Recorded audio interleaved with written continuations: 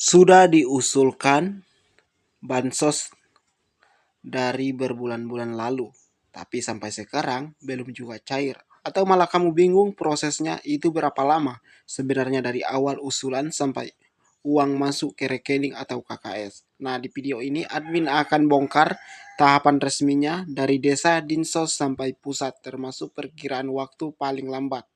Jadi kalau teman-teman salah satu KPM yang sedang menunggu, jangan skip video ini supaya tidak gagal paham. Budayakan untuk menonton sampai selesai.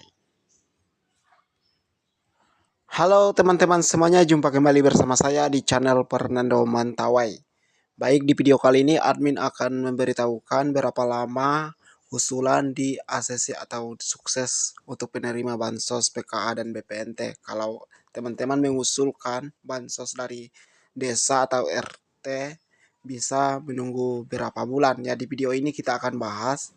Diharapkan teman-teman jangan skip-skip video ini supaya tidak gagal paham. Dan sebelum kita melanjutkan pembahasan, bagi teman-teman yang baru mampir atau yang baru ketemu channel ini, jangan lupa untuk like dan subscribe supaya tidak ketinggalan informasi update terbaru. Langsung saja kita ke pembahasan. Let's go. Baiklah teman-teman dimanapun Anda berada. Pertama kita bahas proses awal pengusulan bansos.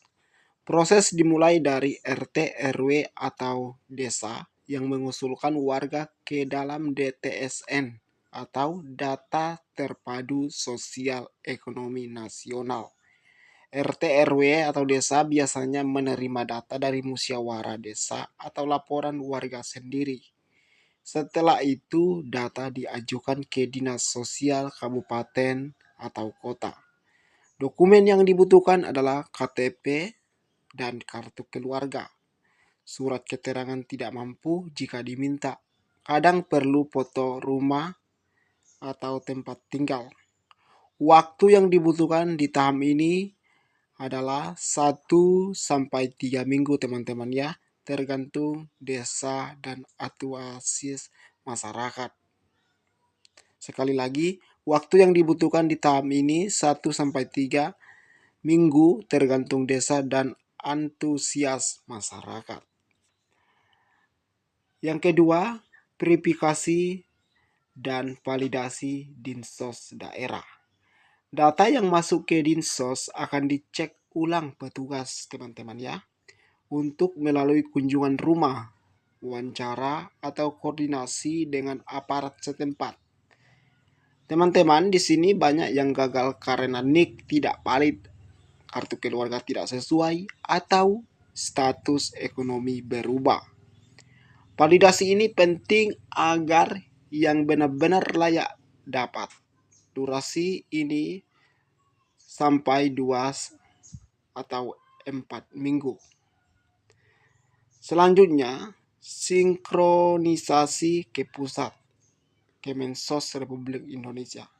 Nah, setelah dinyatakan valid di daerah, data dikirim ke Kemensos atau pusat ya. Teman-teman, di pusat data akan disinkronkan dengan Dukcapil, BPJS, kementerian lainnya. Jika lolos, nama masuk ke DTSN nasional. Tapi proses ini bisa tertunda jika ada data yang tidak sinkron, misalnya NIK double, data ganda. Nah, ini berdurasi tahap ini 1 sampai 2 bulan teman-teman ya. Nah, selanjutnya penetapan sebagai penerima bansos. Nah, jika data sudah masuk ke DTSN, calon KPM atau penerima manfaat masih belum otomatis dapat bantuan. Ya, harus menunggu penetapan kota dari pusat daerah. Contoh PKA dan BPNT hanya diberikan ke keluarga dalam kota nasional. Kadang nama sudah masuk ke DTSN tapi belum ke bagian bantuan. Durasi tahap ini tidak menentu, tergantung alokasi anggaran pusat dan kondisi daerah.